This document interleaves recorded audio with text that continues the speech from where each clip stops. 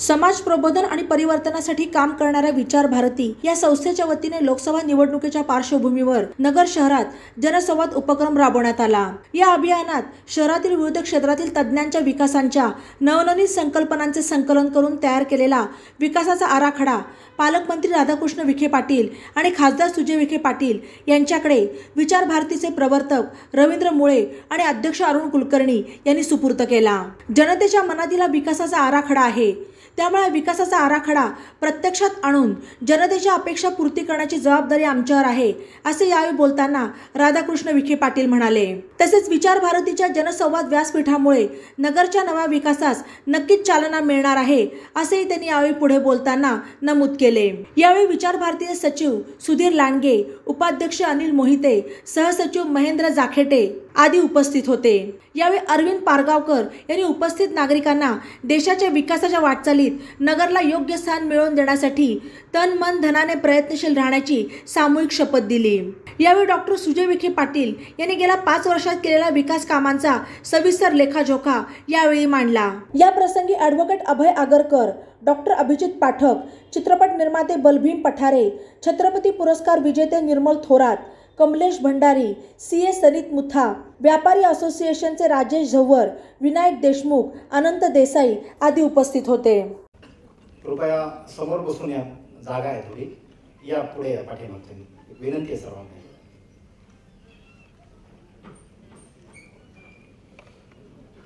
सन्माननीय व्यासपीठ या कार्यक्रमासाठी उपस्थित असलेले या जिल्ह्याचे पालकमंत्री माननीय नामदार राधाकृष्णजी विखे पाटील साहेब, त्याचसोबत या जिल्ह्याचे खासदार डॉक्टर सुजयदादा विखे पाटील साहेब, विचार भारतीचे अध्यक्ष अरुणराव कुलकर्णी, विचार भारतीचे सचिव सुधीरजी लांडगे, अशोकराव गायकवाड, इथं उपस्थित असलेली विचार भारती परिवाराशी संबंधित असलेली सर्व मंडळी।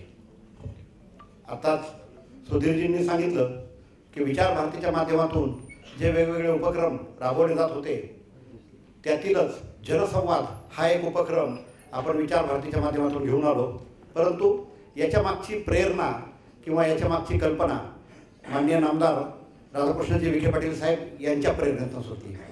माननीय नामदार साहेबांनी इच्छा व्यक्त केली की आपण या जिल्ह्यासाठी, या शहरासाठी एक व्हिजन डॉक्युमेंट करू, एक वचननामा सादर करू आणि हा वचननामा सादर करत असताना समाजातील विविध घटकांकडून त्यांच्या सूचना, त्यांचा सल्ला या सगळ्या कामासाठी आपण घेऊ आणि त्या माध्यमातून आपण एक जाहीरनामा, एक वचननामा नगर शहर, अहिल्यानगर जिल्हा आपल्या सगळ्या जनतेला सादर करू आणि त्या दृष्टिकोनातून मग आम्ही जनसंवाद या प्रक्रियेला सुरुवात केली। जवळजवळ 18 वेगवेगळ्या सामाजिक संस्था, संघटना यांच्याशी चर्चा करून त्यांचं म्हणणं ऐकून त्यांनी सुचवलेले सल्ला, त्यांनी सुचवलेलं मार्गदर्शन याचा सगळा अंतर्भाव करून एक व्हिजन डॉक्युमेंट आपण सादर केलं आणि आज आपण हा कार्यक्रम, तो व्हिजन डॉक्युमेंट माननीय नामदार राधाकृष्णजी विखे पाटील साहेब, खासदार सुजयदादा विखे पाटील साहेब यांना सादर करण्यासाठी हा जनसंवादाचा मेळावा आपण इथं आयोजित केला आहे। या सगळ्या बैठका ज्या झाल्या त्यात साधारणतः बांधकाम व्यावसायिकांची क्रेडाईसारखी संस्था असेल, वकील मंडळी जे अभिव्यक्त आहेत त्या सगळ्या वकील मंडळींच्या संघटना असतील, त्याचबरोबर अन्य भाषिक जी मंडळे आहे भारत भारतीच्या माध्यमातून आपण त्यांनाही एकत्रित केलं। त्यानंतर MIDCतील सर्व उद्योजक, शिक्षण संस्था चालक, त्याचबरोबर chartered accountant, CA, engineer, interior, व्यापारी, डॉक्टर्स त्यात सगळेच आले। ॲलोपॅथी, होमिओपॅथी, आयुर्वेदिक त्यांच्या वेगवेगळ्या बैठका आपण आयोजित केल्या। त्यानंतर ज्ञाती संस्था, समाजातील ज्या वेगवेगळ्या छोट्या ज्ञाती संस्था आहेत त्यांच्याही बैठका आपण आयोजित केल्या। त्यानंतर धार्मिक संस्था, ट्रस्ट, त्याचबरोबर हबप मंडळी जी आहे, वारकरी मंडळी, या सगळ्यांना आपण या कार्यक्रमांसाठी, या बैठकांसाठी बोलवलं। त्यानंतर इंटेरियर असोसिएशन जे आहे, त्याचबरोबर पूर्व सैनिक, कलावंत, केमिस्ट अशा वेगवेगळ्या समाजातील जो एक इंटेलेक्च्युअल क्लास आहे, समाजात जे लोक समाजाचं मत तयार करतात, मन बनवतात, अशा सगळ्या मंडळींना आपण भेटलो। त्यांच्या सूचना घेऊन आपण एक चांगला ड्राफ्ट त्या सगळ्या सूचनांचा एकत्रित करून आज आपण ते व्हिजन डॉक्युमेंट माननीय नामदार राधाकृष्णजी विखे पाटील साहेब यांना सादर करणार आहोत. आणि हाच पुढच्या काळात खासदार म्हणून माननीय सुजयदादा विखे पाटील साहेब यांचा वचननामा असेल. आणि तो जो ड्राफ्ट आहे त्यात ज्या सूचना आल्या जिल्ह्यासाठीच्या असतील, शहरासाठीच्या असतील, अत्यंत महत्त्वाच्या सूचना आल्या. साधारणतः आपण जर पाहिलं असेल तर आपल्या शहराचं नाव अहिल्यानगर झालं आहे. माननीय नामदार साहेबांच्या प्रयत्नातनं, माननीय खासदार साहेबांच्या प्रयत्नातनं या शहराचं नाव अहिल्यानगर झालं आहे. आणि आपण सगळ्यांनी आता काट टाकण्याची गरज आहे. काळाने आपल्याला एक संधी निर्माण केली आहे आणि त्या संधीच्या माध्यमातून आज संपूर्ण शहराचा, जिल्ह्याचा कायापालट करण्याची एक संधी आपल्या सगळ्यांच्या समोर निर्माण झाली आहे. आणि त्या दृष्टिकोनातून पुण्यश्लोक अहिल्यादेवी होळकरांचं एक आंतरराष्ट्रीय स्तराचं स्मारक या देशात आपल्या अहिल्यानगरमध्ये व्हावं अशी आपल्या सगळ्या नगरवासियांची इच्छा आहे. आणि विचार भारतीच्या वतीने आपण त्याचा अंतर्भाव या सगळ्या ड्राफ्टमध्ये, व्हिजन डॉक्युमेंटमध्ये केलेला आहे. त्याचबरोबर फेज सेकंडमध्ये या शहराला स्मार्ट शहर म्हणून केंद्र सरकारच्या स्मार्ट योजनेत समाविष्ट करावं आणि त्या माध्यमातून या शहराचा कायापालट करण्यासाठी प्रयत्न व्हावेत असंही आपण या व्हिजन डॉक्युमेंटमध्ये म्हटलं आहे. वेगवेगळ्या ज्या संस्था, संघटना आहेत, क्रीडा असतील, उद्योजक असतील, आर्किटेक्चर इंजिनियर असतील, ज्ञाती संस्था असतील, यांनी दिलेले वेगवेगळे विषय आपण यात अंतर्भाव केलेला आहे. आणि या माध्यमातून आपण आज एक तो व्हिजन डॉक्युमेंट केला आहे, तो आज आपण माननीय नामदार साहेबांना सादर करणार आहोत. आणि या सगळ्या चर्चा करत असताना लोकांच्यातून, सगळ्या मंडळींच्या माध्यमातून एक विषय जो समोर आला की विकसित भारत घडत असताना त्याबरोबर आपलं विकसित अहिल्यानगर हे आपण घडवलं पाहिजे. आणि त्यासाठी लोकांनी यात मोठ्या संख्येने सहभाग घेतला.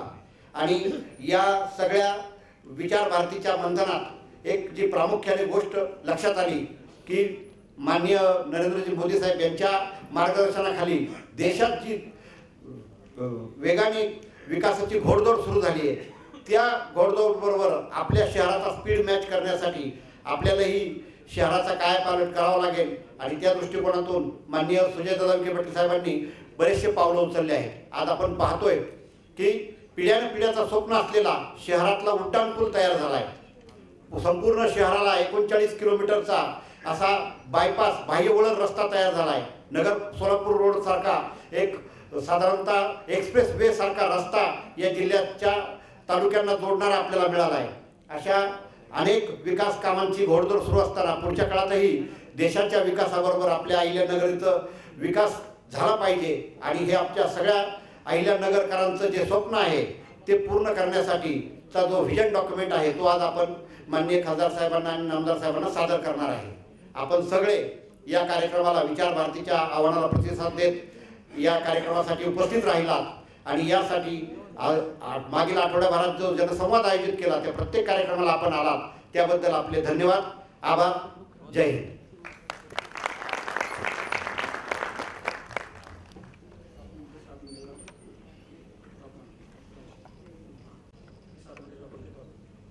यानंतर एक 5 ते 7 मिनिटाची डॉक्युमेंटरी खासदार साहेब आपल्यासमोर सादर करणार आहेत. आणि लगेच त्यानंतर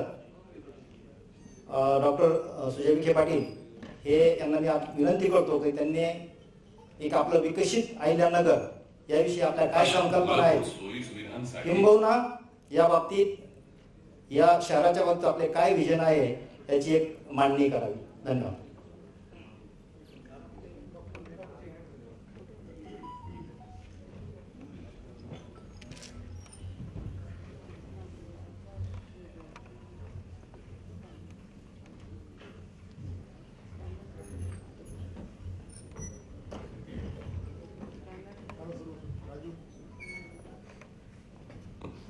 लोकसभा मतदारसंघ वर्षानुवर्षे पाणी, रस्ते अशा मूलभूत सोयी सुविधांसाठी झगडणारा मतदारसंघ.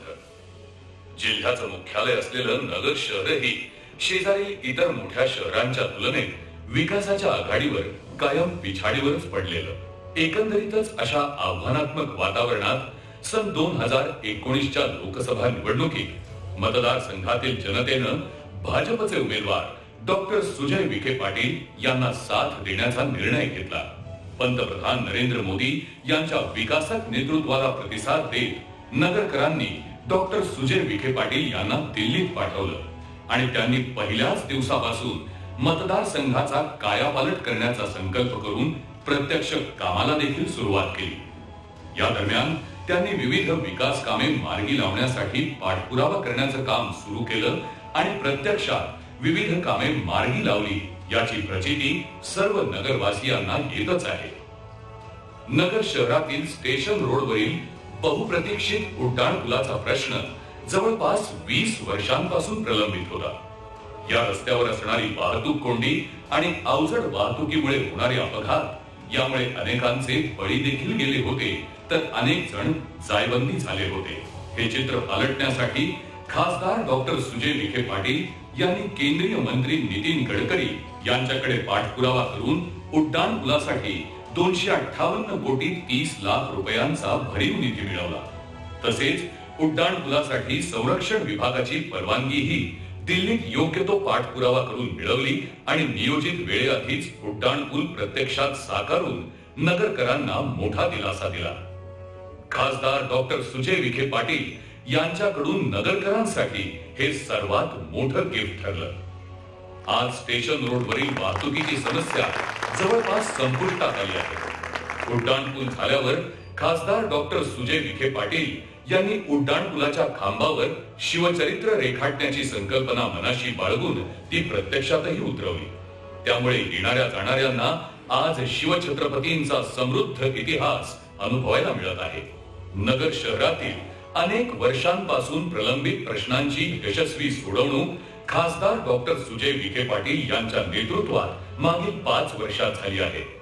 तब्बल 140.75 कोटी रुपयांची अमृत योजना देखील मंजूर करून ती पूर्ण करण्यासाठी सातत्याने खासदार डॉक्टर सुजय विखे पाटील यांनी पाठपुरावा केला.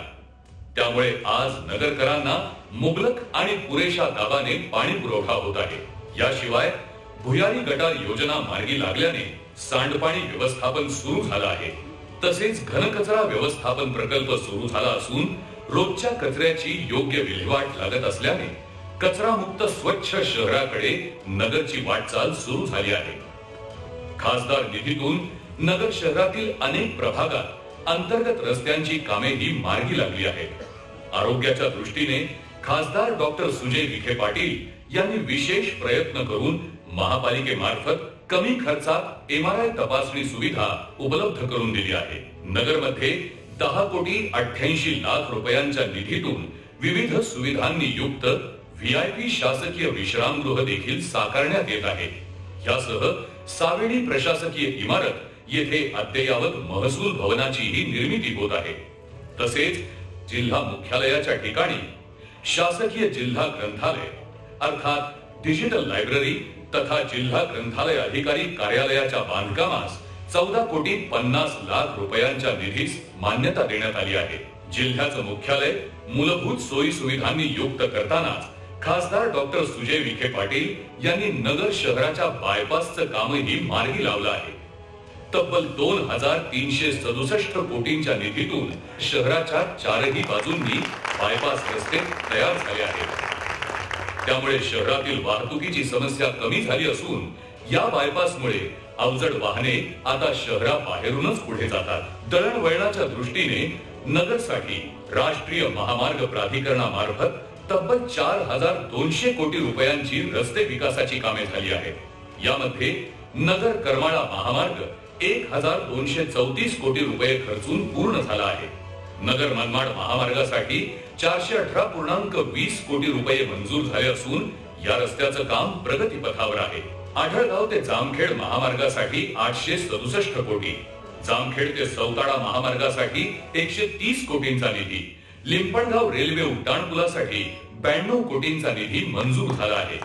तसेच नगर कल्याण रोडवर सीना नदीवरील पुलासाठी 27 कोटींचा निधी मिळाला असून पुलाचे कामही सुरू झाले आहे.